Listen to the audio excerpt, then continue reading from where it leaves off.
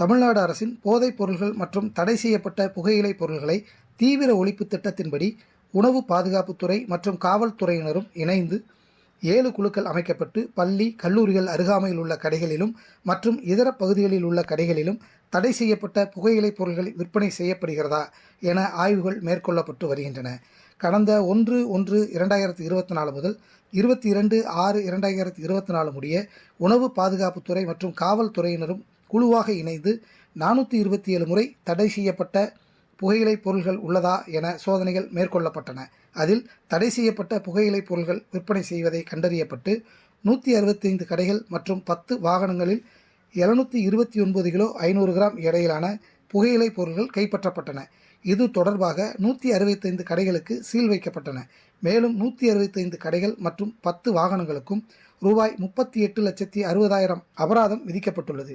முதல் முறையாக தடை செய்யப்பட்ட புகையிலை விற்பது கண்டுபிடிக்கப்பட்டால் ரூபாய் 25,000 அபராதம், 15 நாட்களுக்கு கடை மூடி சீல் வைக்கப்படும். இரண்டாவது முறையாக தவறு செய்தால் ரூபாய் 50,000 அபராதம், 1 மாதம் வரை கடை மூடி சீல் வைக்கப்படும். மூன்றாவது முறையும் தவறு செய்தால் ரூபாய் 1,00,000 அபராதம், 3 மாதங்களுக்கு கடை மூடி சீல் வைக்கப்படும். விருதுநகர் மாவட்டம் முழுவதும் தொடர்ந்து ஆய்வு செய்யப்பட்டு தடை செய்யப்பட்ட புகையிலை பொருட்களை விற்பனை செய்வது மற்றும் இருப்பு வைப்பது கண்டறியப்பட்டால் கடும் நடவடிக்கைகள் மேற்கொள்ளப்படும் என மாவட்ட ஆட்சியர் ஜெயசீலன் அவர்கள் தெரிவித்துள்ளார். விருதுநகர் மாவட்ட நிர்வாகம் தமிழ்நாடு மாசு கட்டுப்பாட்டு வாரியம் இணைந்து நடத்திய சர்வதேச நெகிழிப்பை இல்லா தின விழிப்புணர்வு பேரணியை மாவட்ட சுற்றுச்சூழல் பொறியாளர் ராமராஜ் முன்னிலையில் மாவட்ட ஆட்சியர் ஜெயசீலன் கொடியசைத்து தொடங்கி வைத்தார். இப்பேரணியில் அரசு மற்றும் அரசு உதவி பெறும் பள்ளி மற்றும் தனியார் பள்ளிகளைச் சேர்ந்த 300க்கும் மேற்பட்ட மாணவர்கள் கலந்து கொண்டனர்.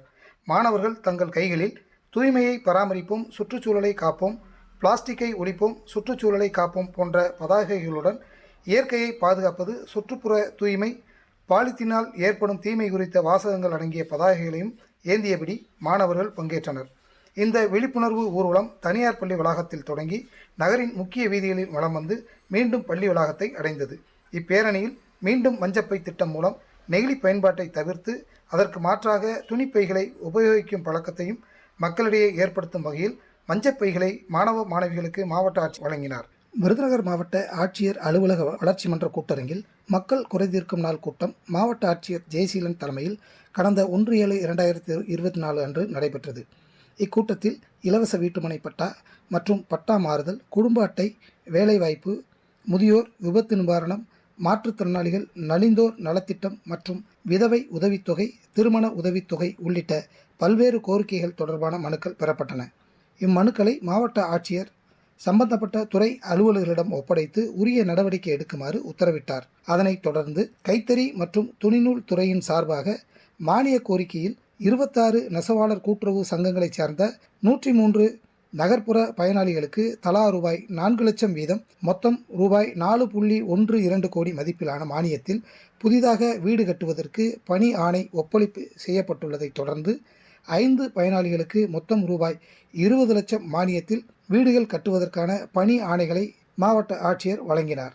மேலும் இளைஞர்களுக்கான நெசவு பயிற்சி திட்டத்தின் கீழ் பயிற்சி பெற்ற 20 பயிற்சியாளர்களுக்கு சான்றிதழ்களை மாவட்ட ஆட்சியர் வழங்கினார். மேலும் தமிழ்நாடு கதர் கிராம தொழில் வாரியம் சார்பாக மண்பாண்டங்கள் செய்யும் குடும்பங்களில் உள்ள தொழிலாளர்களுக்கு தலா ரூபாய் 21,470 வீதம் 15 பயனாளிகளுக்கு ரூபாய் 3.22 லட்சம் மதிப்பில் இலவச மின்விசை மண்பாண்ட சக்கரங்களை மாவட்ட ஆட்சியர் ஜெயசீலன் வழங்கினார்.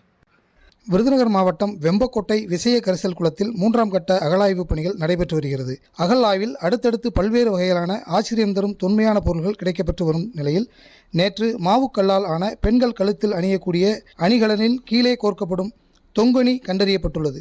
இந்த தொங்கணி மாவுக்கல்லினால் செய்யப்பட்டதுடன் இதன் தலைப்பகுதியில் அணிகலனுடன் கோர்ப்பதற்கான துளையிடப்பட்டு பச்சை நிறத்தில் கூம்பு வடிவில் உள்ளது.